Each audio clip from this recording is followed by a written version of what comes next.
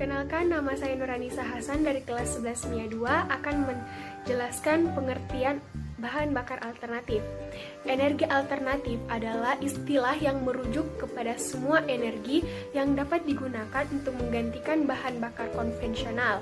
Umumnya, istilah ini digunakan untuk menggantikan bahan bakar hidrokarbon yang dapat mengakibatkan kerusakan lingkungan akibat emisi karbon dioksida yang sangat tinggi yang berpengaruh besar terhadap pemanasan global berdasarkan Intergovernmental Panel on Climate Change. Nah, selama beberapa tahun, apa yang sebenarnya dimaksud dengan energi alternatif ini telah berubah akibat banyaknya pilihan energi yang bisa dipilih yang tujuannya berbeda dengan penggunaannya. Adapun ciri-ciri dari bahan bakar alternatif yang terdiri atas 5, yang pertama adalah dapat digunakan secara berulang-ulang, kedua, jumlahnya berlimpah di alam, yang ketiga, pengolahannya tidak merusak alam, keempat, tidak berbahaya, aman, serta tidak menyebabkan penyakit akibat pengolahannya, dan yang terakhir tentunya adalah ramah lingkungan. Selanjutnya adalah macam-macam energi alternatif. Nah, ada 8 bahan bakar alternatif yang paling potensial. Beberapa darinya sudah banyak digunakan dan yang lainnya masih termasuk ke dalam bahan bakar eksperimental atau masih belum tersedia secara luas. Nah, untuk lebih detailnya saya akan menyerahkan kepada teman kelompok saya. Kepadanya saya persilahkan. Etanol adalah bahan bakar alternatif berbasis alkohol yang dibuat melalui fermentasi dari tanaman seperti jagung dan gandum.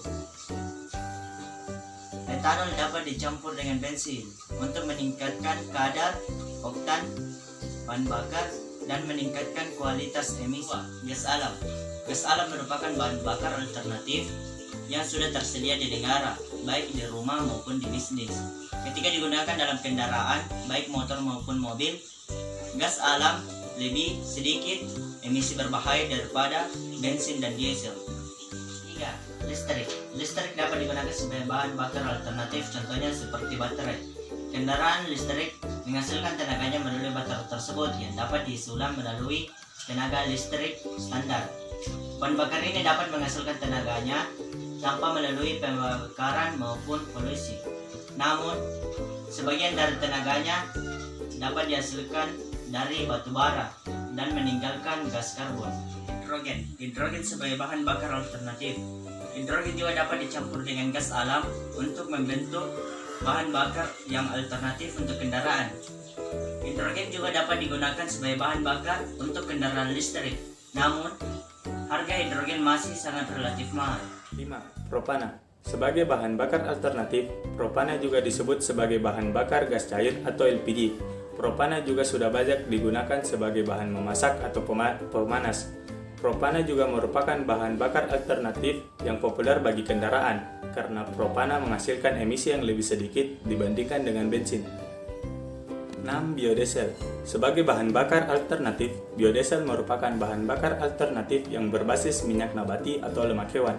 Salah satu bahan bakunya limbah minyak nabati dari restoran. Biodiesel juga dapat dicampur dengan diesel konvensional untuk digunakan pada mesin yang tidak dimodifikasi.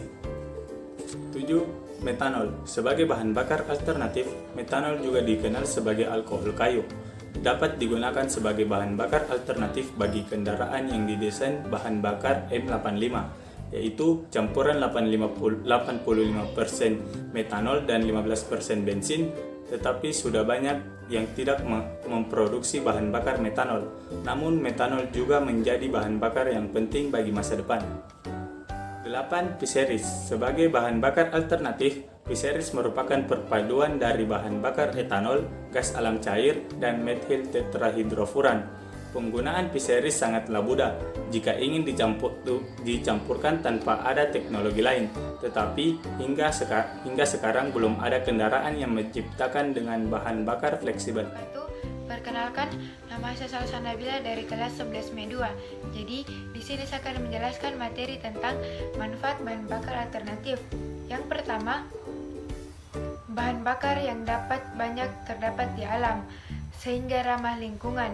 Berbeda dengan BBM, pembakaran BBM menyebabkan emisi gas karbon dioksida atau CO2. Pengurangan BBM menjadi tingkat emisi karbon dioksida semakin berkurang. Yang kedua, sebagai penambah cadangan BBM, karena BBM merupakan bahan bakar yang tidak dapat diperbaharui. Dengan menghemat BBM akan dapat dihemat hingga dapat digunakan di masa yang akan datang. Yang ketiga, tingkat ketergantungan terhadap BBM menjadi berkurang. Yang keempat, pengaruh fluktuasi. Harga minyak dunia tidak ada. Harga bahan bakar alternatif tidak ditentukan oleh harga minyak dunia. Perkenalkan, nama saya Aziza Putri Muswar dari kelas 11 Saya akan menjelaskan materi tentang kendala-kendala dalam penggunaan bahan bakar alternatif.